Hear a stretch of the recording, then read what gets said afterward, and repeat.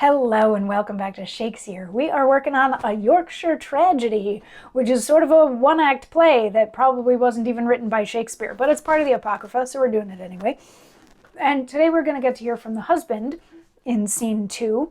And yesterday in scene 1, we met a couple of servants who are some of the only people in the play who actually have names. And they were talking about the fact that their mistress missed her fiancé, but then another one named Sam came in and he said that she shouldn't miss the fiancé because the fiancé is actually married to somebody else and he treats his wife terribly and beats her and he's got children by her and he calls her a whore and all this sort of blah, blah, blah. And then they go off to check out the London fashions.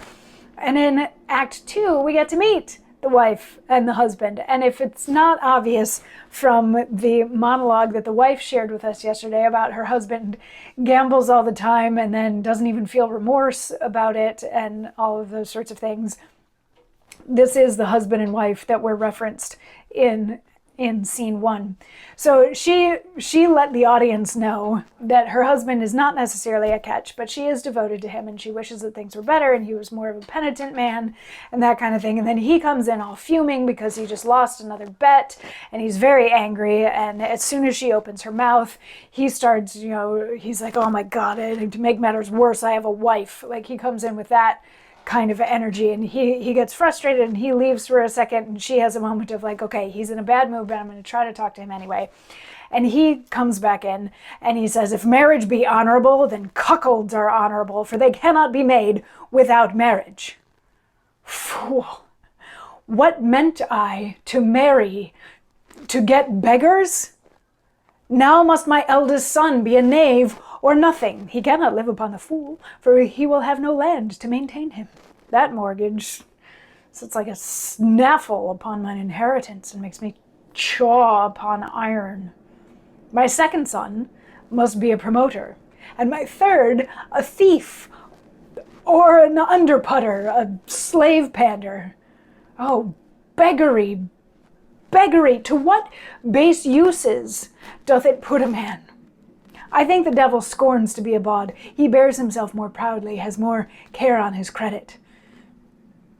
Base, slavish, abject, filthy poverty. So this is a man who is not happy with his state in life and in society and all of that. He hates being married. He hates the fact that he has kids, but he also hates the fact that he has nothing to leave his kids. He hates being poor.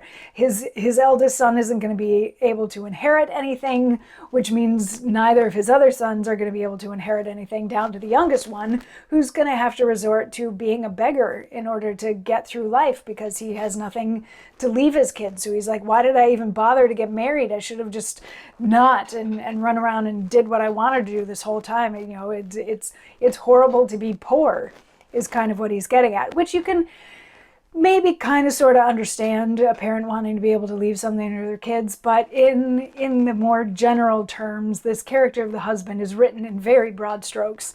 So he may just be mean and venting at this point in the play, because when the wife comes up and hello dear, is there anything that I can do to help? He's like, this is all your fault that we have no money. Obviously it's his fault that they have no money because he gambles all of it away. But he's like, this is all your fault that we have no money. And she's trying to be accommodating and trying to help and trying to be supportive as much as the broad strokes wife character can be. And he keeps not being receptive to that and getting angry with her for doing things that aren't her fault, that are really his fault and stuff like that. He actually even smacks her at one point. He tells her that all of their children are bastards and she tricked him into having the kids and all of these kinds of things. And then he tells her that what he really needs is for her to go to London and get her uncle to sell off all of the lands from her dowry so that they can get some money. And she, wanting to appease him, says, yes, I'll go right now. And she leaves. And as she's leaving, 3 gentlemen walk in who maybe overheard this, or maybe they just know from talk in the village that he's a jerk to his wife. But they're all like, yeah, maybe you should be a little bit more careful about what you say. Your wife is a good woman and blah, blah, blah. And he's like, oh, hi, how are you? You can just go. You can just get out of here. You were the bye. Kind of an attitude is what he has with these gentlemen. And then another servant and a 4th gentleman come in, and again, none of these people have names, and the fourth gentleman sort of lays down the facts. He's like, look, you like to gamble, you're a guy who does these things, and fine, okay, you want to spend your money on stupid things, you want to cheat on your wife, stupid things, blah, blah, blah, blah, blah. And the husband is like, yeah, whatever. And the fourth gentleman's like, zip it.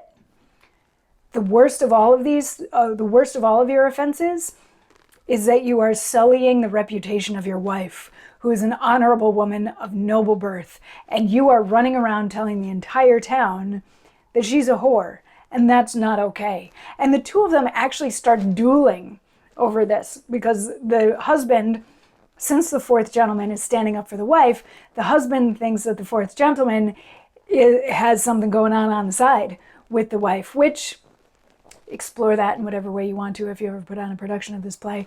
But the fourth gentleman takes that as an affront, so they draw swords, they fight a little bit, the husband gets a little bit injured, the gentleman's like, do you want to stop? Husband's like, no, have at you. And they fight a little bit more, the husband gets a little bit more injured, and while he's like down on the ground, the fourth gentleman is like, you better get your things together. Like, get things in order, realize you have a good wife.